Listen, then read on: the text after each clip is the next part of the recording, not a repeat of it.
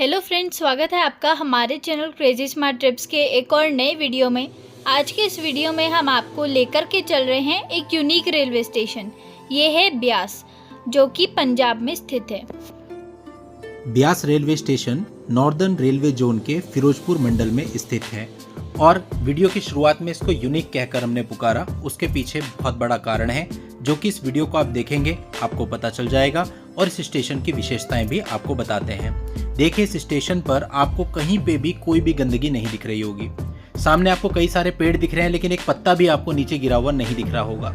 सामने toilet bathroom बने हुए हैं। उधर की तरफ चलते हैं। ये वॉशरूम है। अभी ये नाइट का जो है विजुअल लिया है हमने। इस वॉशरूम के अंदर आप जाएंगे तो ये आपको अन्य वॉशरूम से बिल्कुल डिफरेंट दिखेगा। देखिए, जेंट्स वॉशरूम है। इसमें कहीं पे भी आपको कोई गंदगी नजर नहीं आ रही है। मल्टीपल नलके और शीशे लगे हुए हैं। कहीं पे भी आपको गुटखा थूका हुआ नजर नहीं आ रहा होगा। कहीं पे भी किसी और प्रकार की गंदगी नहीं। आप देखिए किस प्रकार से इसको व्यवस्थित किया गया है। ऐसा रेलवे स्टेशन गारंटेड आप पूरे भारत में कहीं पर भी नहीं देख सकते हैं। ये देखने के लिए आपको यहाँ आना पड़ेगा। ये एक छोटा सा स्टेशन है जो कि बहुत ही सुव्यवस्थित है। देखिए कितने सारे नलके, और आप गंदगी नहीं दिखा सकते हैं जरा सी भी। कितने सारे मिरर, इसीलिए इस स्टेशन को यूनिक कहकर हमने पुकारा था। वॉशरूम से जब आप बाहर आएंगे तो ठीक सामने ड्रिंकिंग वाटर लगा है। अब देखिए यहाँ पर कितने सारे नलके हैं जहाँ से आप पानी पी सकते हैं। खास बात यह है कि इतने सारे नलकों में एक भी नलका ऐसा नहीं है जिसमें लीकेज हो, और एक भी नलका ऐसा नहीं है जिसमें पानी ना आता हो। देखिए खुला हुआ था, हमने बंद कर दिया, लीकेज नहीं था। और आप देखिए हर नलके को खोल के हम आपको दिखाते हैं। हर नलका प्रॉपर चल रहा होगा। कहीं पे भी कोई नलका ऐसा नहीं जो नलका खराब हो, जिसमें लीकेज हो। ये विशेषता है। और देखिए इतने नलके आपने किसी रेलवे स्टेशन पे नहीं देखे होंगे। अब स्वच्छता भी आपको दिखाते हैं। कैमरा हम बिल्कुल नीचे कर रहे हैं। आप देखिए कि जो इसकी पानी जाने की नाली टाइप बनी हुई है, ये भी बिल्कुल स्वच्छ है। आप देखिए, कैमरा पास में ला रहा हूँ, बिल्कुल क्लीन। कहीं आप दिखा नहीं सकते थोड़ा सा साबुन का भी छींटा हो। दोस्तों, ये खासियत है इस स्टेशन की। और ड्रिंकिंग वाटर और वॉशरूम के जस्ट बीच में बहुत ही सुंदर फूल लगे हैं और उसके नीचे बेंचेज लगे हुए हैं। इन बेंचेज में आप यहाँ पर बैठ सकते हैं। इस रेलवे स्टेशन पर बसों के लिए अलग स्टैंड, ऑटो स्टैंड के लिए अलग, और रिक्शा तांगा के लिए अलग अलग स्टैंड्स बने हुए हैं। यानी पूरे तरीके से ये स्टेशन मैनेज्ड है। अभी सनसेट का टाइम है। देखिए कितना सुंदर नज़ारा यहाँ का दिख रहा है। जगह जगह पर आपको डस्टबिन रखे हुए मिलेंगे। कोई भी कूड़ा बाहर नहीं फेंकता है, और अगर बाहर कूड़ा पड़ा हुआ दिख जाए तो लोग उसको उठा करके डस्टबिन में डाल देते हैं। ये खासियत है इस रेलवे स्टेशन की। अब आप सोच रहे होंगे इंडिया में ऐसा कैसे पॉसिबल है, वो भी हम आपको इसी वीडियो में बताएंगे। ये देखिए यहाँ पर समय सारणी लगी है बसों की, और दोस्तों ये इतना व्यवस्थित है। यहाँ पर बिल्कुल भी करप्शन नहीं है। यानी ऑटो के रेट फिक्स, हर चीज का रेट फिक्स। देखिए ये रेट्स हैं, ब्यास टू डेरा सब लिखा हुआ है, और लास्ट में लिखा भी है कि डे और नाइट का जो है वो इक्वल रेट रहेगा। इस स्टेशन के एक तरफ अमृतसर स्टेशन है जिसकी रेल मार्ग से दूरी 41 किलोमीटर है, और दूसरी तरफ जालंधर है जिसकी रेल मार्ग से दूरी 46 किलोमीटर है। दोस्तों ये स्टेशन पूर्णतः इलेक्ट्रीफाइड है और दोहरी लाइन यहाँ पर बिछी हुई है। सुविधाओं में यहाँ पर बुकिंग विंडो है 14, इंक्वायरी काउंटर है, पेयजल है, एक शेल्टर्ड प्रतीक्षालय है, सार्वजनिक शौचालय है, व्हील चेयर है, रैंप है, बहुत कुछ है। और आप अभी भी देख सकते हैं सफाई, कितना बड़ा ये प्लेटफॉर्म आपको दिख रहा है जहाँ पे लोग चल रहे हैं। और ये शेड दिख रहा है आपको, ऐसा शेड आपको कहीं नहीं मिलेगा। ऐसी सफाई, ऐसी टाइलें लगी हुई कहीं नहीं मिलेंगी। आप देख सकते हैं, आप मुझे अभी भी नहीं दिखा पाए होंगे कहीं पे भी गंदगी पड़ी हुई। इतना बड़ा एरिया, इतना ब्रॉड एरिया मैंने आपको दिखा दिया है। अभी मैं आपको अंदर ले जाकर के भी दिखाता हूँ जहाँ पर रिजर्वेशन काउंटर है और जहाँ पर जनरल टिकट्स मिलती हैं। वहाँ पर आप टाइलें देखेंगे तो चमचमाती हुई टाइलें हैं। कहीं पर भी आपको किसी भी प्रकार की गंदगी वहाँ पर भी नजर नहीं आएगी। अब आम इंसान सोचेगा कि इंडिया में ऐसा कैसे हो सकता है, ऐसा रेलवे स्टेशन फॉरेन जैसा इंडिया में कैसे हो सकता है। दोस्तों इसके पीछे एक प्रमुख कारण है। दोस्तों ये कारण है RSSB यानी कि राधा स्वामी सत्संग ब्यास। राधा स्वामी सत्संग ब्यास के सेवादार निरंतर यहाँ पर सेवा करते हैं। वो यात्रियों को हर प्रकार की सुविधा देते हैं, अनाउंसमेंट भी करते हैं। कोई बुजुर्ग व्यक्ति है तो उसका सामान लेकर भी आते हैं, उसे ट्रेन पर चढ़ाते भी हैं, उनको व्हील चेयर पर भी लेकर के जाते हैं। सामने आप जितने भी देख रहे हैं जैकेट में, ये सब स्वयं सेवक हैं, यानी राधा स्वामी सत्संग ब्यास के सेवादार हैं, और वही यहाँ पर सफाई भी करते हैं। इसके अतिरिक्त दोस्तों आपको एक जानकारी देते हैं कि ब्यास जंक्शन रेलवे स्टेशन के नवीनीकरण और सौंदर्यीकरण में राधा स्वामी सत्संग ब्यास का ही योगदान है।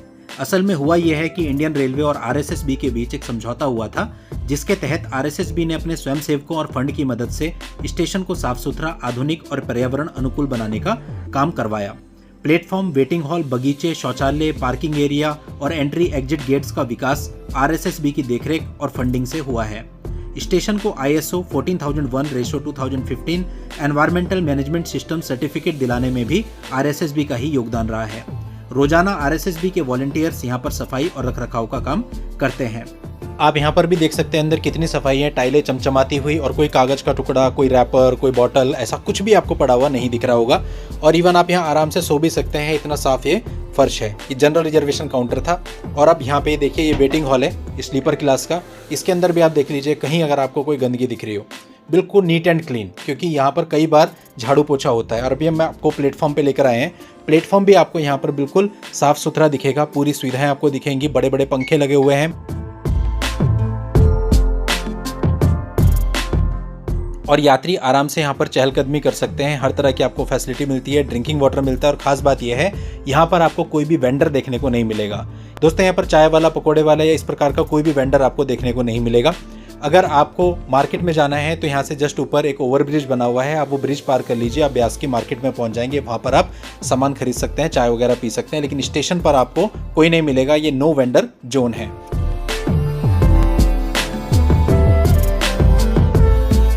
तो अब हम मार्केट की तरफ आपको ले जाते हैं ओवरब्रिज से।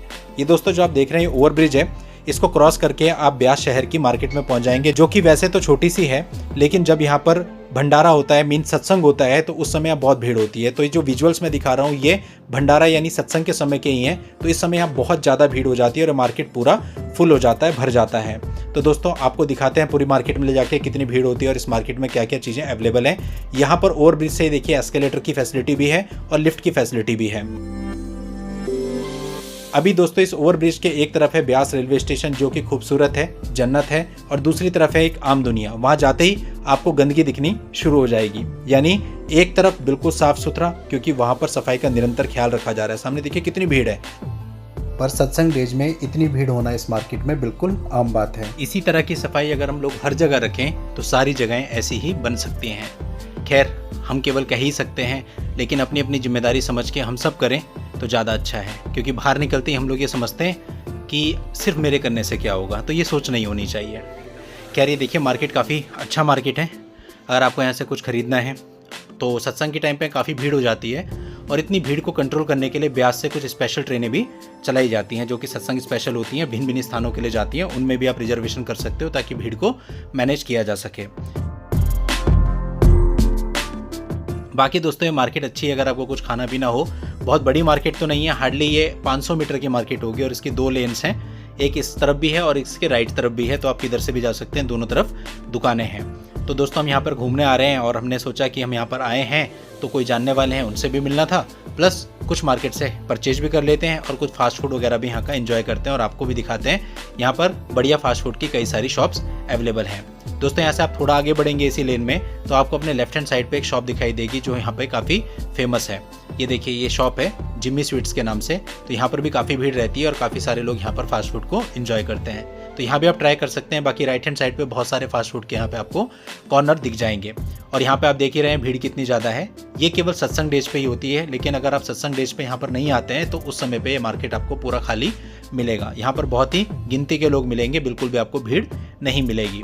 तो अभी हम आगे चलते हैं और थोड़ा सा आगे जा करके हमें किसी से मिल करके आना है, वहाँ से वापसी आएंगे तो ये हम फास्ट फूड को एंजॉय करेंगे। ठीक सामने जो ट्रैफिक आप देख रहे हैं फ्लाईओवर के ऊपर से, वो अमृतसर की तरफ से आ रहा है।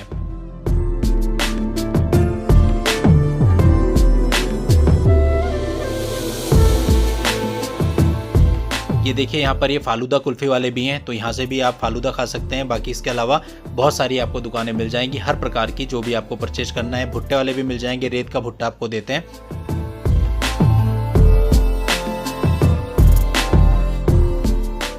तो यहाँ से कई सारे लोग कपड़े वगैरह की भी शॉपिंग करते हैं।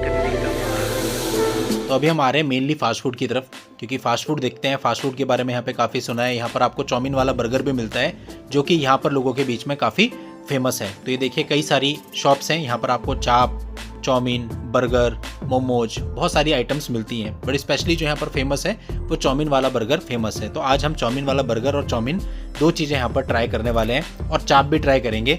देखते हैं कैसा लगता है और क्या होता है। यहाँ पर दोस्तों अधिकतर जो दुकानें हैं वो आपको प्योर वेजिटेरियन ही मिलेंगी, क्योंकि लोग सत्संग के लिए आते हैं तो सभी प्योर वेज होते हैं। यहाँ पे नॉन वेज वाली दुकानें जनरली आपको देखने को नहीं मिलेंगी। चाउमीन वाला बर्गर है दोस्तों, जो कि 40 रुपीज़ का है। इसके अंदर पूरा चाउमीन भरा जाता है। तो अभी हम इसको ट्राई कर रहे हैं, काफ़ी बड़ा होता है, मुंह में डालना भी एक बार के लिए मुश्किल होता है। तो अभी हम इसको प्रॉपर सेट करके फिर खा करके देखते हैं कैसा है। वैसे ये बर्गर हमने पहले भी ट्राई किया हुआ है, पहले जब हमने ट्राई किया था तब तो बहुत अच्छा था। इस बार भी हम ट्राई कर रहे हैं और देखते हैं बर्गर खाने में कैसा है। तो इसका जो टेस्ट है बर्गर का, ये अभी भी पहले जैसा ही है, यानी ये बर्गर चाउमीन वाला काफ़ी अच्छा है। इसके बाद हमने यहाँ से चाउमीन ऑर्डर करी थी। चाउमीन भी यहाँ की काफ़ी अच्छी है। हमने इसमें कैबेज यानी बंद गोभी नहीं डलवाई थी, वो अच्छी नहीं लगती है, और उसके बिना ही बनवाई थी, तो ये बहुत अच्छी हमको चाउमीन यहाँ पर लगी। इसके अलावा हमने यहाँ पे जैकेट्स वगैरह भी देखी, काफ़ी सारी जैकेट्स थी। हमने सोचा कि अगर अपने पसंद की कोई जैकेट हमें मिल जाती है तो वो देख लेते हैं, बट वो उस तरह की हमको मिल नहीं पाई जैकेट। बट फिर भी हमने काफ़ी सारी जैकेट्स यहाँ पे ट्राई करी, बट वो चीज़ नहीं मिल पाई जो हमें चाहिए थी। तो फिर लास्ट में हमने जो है जैकेट नहीं देखी। इसके जस्ट बगल में ही और भी कई सारी शॉप थी, तो वहाँ पर पर्स वगैरह भी आप देख सकते हो, लेडीज पर्स वगैरह, बैग वगैरह भी आपको यहाँ पे मिल जाएंगे। देखिए इसके बगल में ये दुकान है। तो इस तरह की कई सारी दुकानें आपको यहाँ पे मिल जाएंगी। और दोस्तों ये एक रेस्टोरेंट है, यहाँ का खाना बहुत अच्छा है। अब ये देखिए कई सारे फ्रूट स्टॉल यहाँ पर हैं, और अब हम वापस की तरफ चल रहे हैं क्योंकि अब हमें वापस भी जाना है। जनरली तो हम यहाँ ऐसे स्पेशली नहीं आते हैं, आज स्पेशली इसलिए आए क्योंकि हमें किसी से मिलना था। अदरवाइज़ तो जब हमारी ट्रेन होती है उससे जस्ट 1-1.5 घंटा पहले हम यहाँ पहुँच जाते हैं, तो 1-1.5 घंटा स्पेयर रहता है, तो हम यहाँ मार्केट में घूम लेते हैं। बट हम दिन के समय आए थे और अभी शाम हो गई है। आप देख सकते हैं लाइटें वगैरह जल चुकी हैं पूरे मार्केट में, और भीड़ भी काफ़ी अच्छी खासी है। तो दोस्तों ये पूरी भीड़ को क्रॉस करने के बाद वापस हम स्टेशन की तरफ के लिए मुड़ गए हैं, और थोड़ी आगे जाके स्टेशन है, वही जो ओवरब्रिज से हम आए थे वही हम क्रॉस करेंगे, और क्रॉस करने के बाद हम वापस उस स्टेशन पे पहुंच जाएंगे। और दोस्तों यदि फिर आपको स्टेशन से डेरा जाना है, डेरा ब्यास जाना है, तो स्टेशन से ही आपको बहुत सारी बसेज मिल जाती हैं जो हर 5-5 मिनट में चलती हैं। डिपेंड करता है कि कितनी भीड़ है। अगर बहुत ज़्यादा भीड़ है तो हर 2-2 मिनट में चलती हैं, और ज़्यादा भीड़ है तो 1-1 मिनट में चलती हैं। मतलब डिपेंड करता है आपको, लेकिन प्रॉब्लम नहीं आएगी कि आपको बस ना मिले, ऐसा कुछ नहीं है। बहुत आराम से आपको बस भी मिल जाती है, और ऑटो अगर आप बुक करके जाना चाहते हैं तो अपना पर्सनल ऑटो भी बुक कर सकते हैं, और शेयरिंग में भी आप ऑटो से जा सकते हैं। तो हम तो हमेशा बस में ही जाते हैं, वही हमको ज़्यादा कंफर्टेबल लगता है, क्योंकि बहुत ज़्यादा लंबा रास्ता है नहीं, हार्डली 10 मिनट लगते हैं डेरा ब्यास तक पहुंचने में, और अगर ज़्यादा जाम वगैरह हो तो 15 से 20 मिनट लग जाते हैं। बस इतना ही डिस्टेंस है, बहुत कम डिस्टेंस है।